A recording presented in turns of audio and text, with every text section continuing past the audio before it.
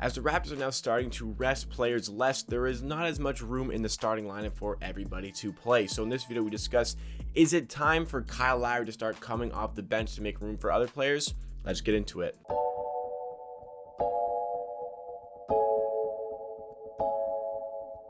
Welcome Raptors fans to Amateur Hour Sports. This is the channel where you get NBA content with a focus on the Toronto Raptors. We try to do 3 to 4 videos a week concerning the Raptors. So if you like what you see from today's video and you want more of myself talking about the Raptors in videos just like this, make sure to hit that subscribe button down below to show your support to the channel. We're nearly at 2.7k subs, on the road to 3,000 subscribers. So appreciate all the love coming on the channel recently. But let's get into our video topic today. Kyle Lowry is the man that I want to talk about, and specifically talking about his place in the starting lineup, because now that the Raptors seem to have decided to reverse this initial commitment to a tank where less players are resting, the past 2 games they've gone full throttle. Anybody who is available and healthy enough to play is playing these games, which means there is not as much space in the starting lineup for the likes of, the new hero, Gary Trent Jr., who has been phenomenal since coming to the Raptors. Past couple of games, he has struggled to get minutes on the court because of the heavy workload for the likes of Van Vliet and Kyle Lowry. Malachi Flynn is another casualty of this, as he's been playing spectacularly, specifically in the fourth quarter, which made me in my Twitch chat dub him with the nickname Mr. Fourth Quarter, because he just seems to hit the big shots when we need him to hit those big shots. But Flynn, Gary Trent not getting nearly as much minutes because of Fred VanVleet and Kyle Lowry. And Kyle Lowry, he's a great player. We know everything about Kyle Lowry, but I think that at this point in the season, I've never been on board with the tank. I think the Raptors this entire season should have been going for it, trying to win games, trying to get themselves into playoff position, because I'm all about development. I'm about the development of these players. And in my opinion, the best way to develop this group of players into something bigger, something better, is to go out with the winning mentality, trying to win every single game that we take a part in. And I know a lot of people disagree with that. A lot of people think that you can tank and you can intentionally lose games while also developing these players. And some people maybe don't even think tanking is intentionally losing games, but what else is it? What else is it? Literally, tanking is about losing games so you get a better pick in the draft. I want to prioritize development. It's very hard to do that while you're tanking. So go out and try to win all these games. And after the 4-game winning streak, a lot of Raptors fans came around to that. It's a classic Raptors fan recency bias thing. I run polls on my community tab on the YouTube channel where, there was a point where most people wanted to tank, and then the Raptors start playing well. So then most people don't want to tank anymore. It's always this differential when it comes to whether the Raptors are on a winning streak or whether they're on a losing streak. But regardless of the situation, the starting lineup is very hard for everybody to crack at this given stage. Kyle Lowry, I have no idea why the Raptors kept him beyond the deadline. I think it's another mistake by Masai. He could come around. This could turn into something better, because what if we can sign and trade him at the end of the season?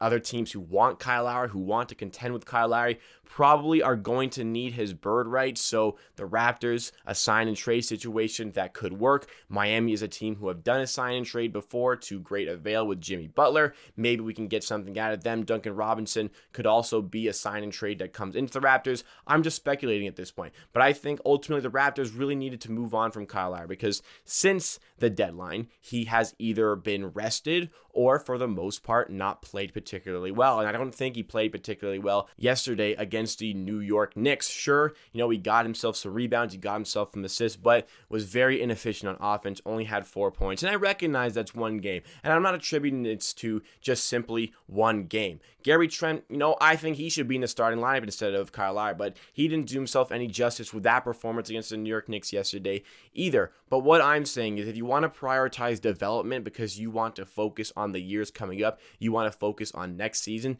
then I think playing the younger guys who are going to be part of that core next season, part of that team who's going to help you, overcome this season next year, I think those guys need to be getting more minutes. And if you still just want to start Kyle Lowry, I don't think you should be playing him 30 plus minutes and giving Gary Trent 15 minutes and giving Malachi Flynn 5 minutes on the court, that's not going to help these guys in their development process. This is going to hinder their development, and that is why I'm thinking that, sure, despite whatever, Lowry is doing on the court, I think that Gary Trent can also do these things, and I think that this will enable Fred VanVleet in the point guard position to take a little bit more on offense for himself, which will help him develop. I think that Kyle Lowry up the court has, really helped in getting Gary Trent in, getting him in this really big part of his career. This is the best part of Gary Trent's career so far. This is the best basketball he's played, and it's because he has the freedom to do what he wants on offense while also staying on the outside, which enables the likes of OG Anunoby and Pascal Siakam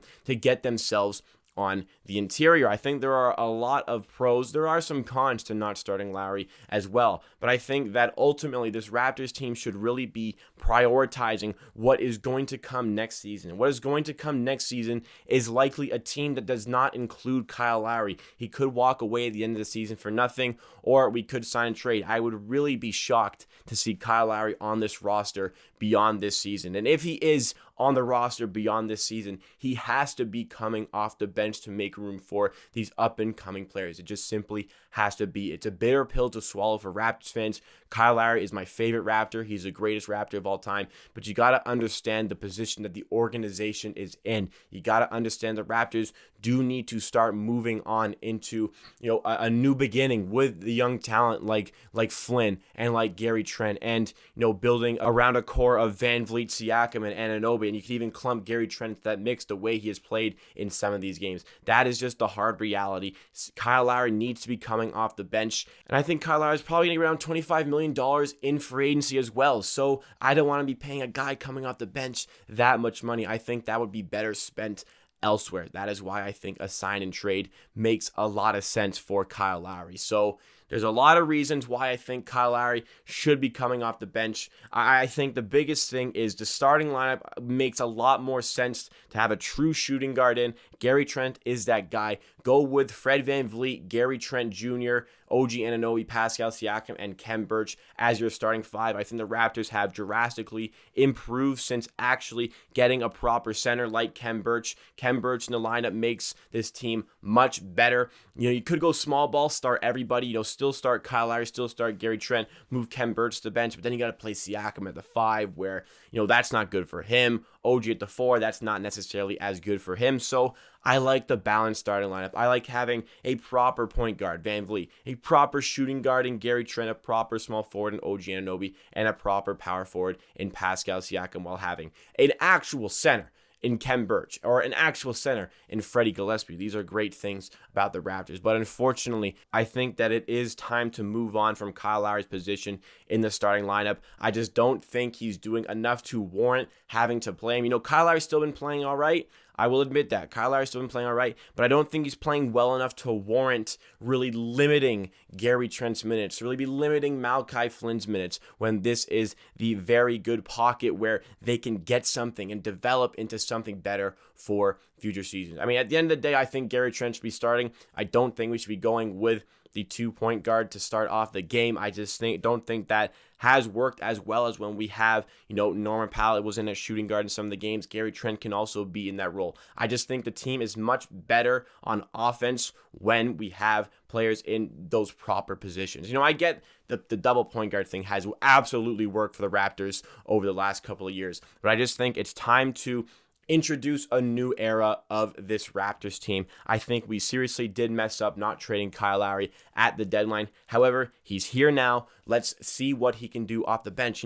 It's not necessarily a bad thing to have him off the bench. You have Kyle Lowry off the bench to run a second unit. Run that second unit that includes, some other talented players. Freddie Gillespie has been coming off the bench. If Chris Boucher was healthy, unfortunately he got injured, maybe he'd be coming off the bench in the power forward position with Kyle Lowry running that second unit. This is something that would look good. Malachi Flynn would also be involved in that second unit. This is something that would look good and would be good for the development of a lot of these players. But I think that the starting lineup is much better equipped with VanVleet, Gary Trent, OG Anunoby, Pascal Siakam, and Khem Birch. I know a lot of people that were in the Twitch chat yesterday, a lot of people who were watching along the game yesterday, do tend to agree that this team probably could do with a change of the guard. And as sad as it is, as a Raptors fan, this is the current reality. We got to take care of the organization, and we got to look towards a better future. So I know this is a bit of a dicey topic. Maybe people don't necessarily agree. Maybe you do agree, but I want to hear all of your thoughts and opinions on this situation in the comments down below. But that wraps it for me for today. Thank you so much for watching. If you are still here, please be sure to like the video if you did enjoy any point to help us reach some new viewers. It really helps with engagement on the channel. And also subscribe to Amateur Hour Sports for more content just like this. Also, remember to follow us on Twitch, twitch.tv/amateursports. This is the channel where we live stream, we watch along every single Raptors game, plus we do other things like trivia nights, like 2K streams. Make sure you're there for that. The link is in the description. At the end of the day, I believe what I say, and if you disagree, that is okay. We'll see you again next time for another video.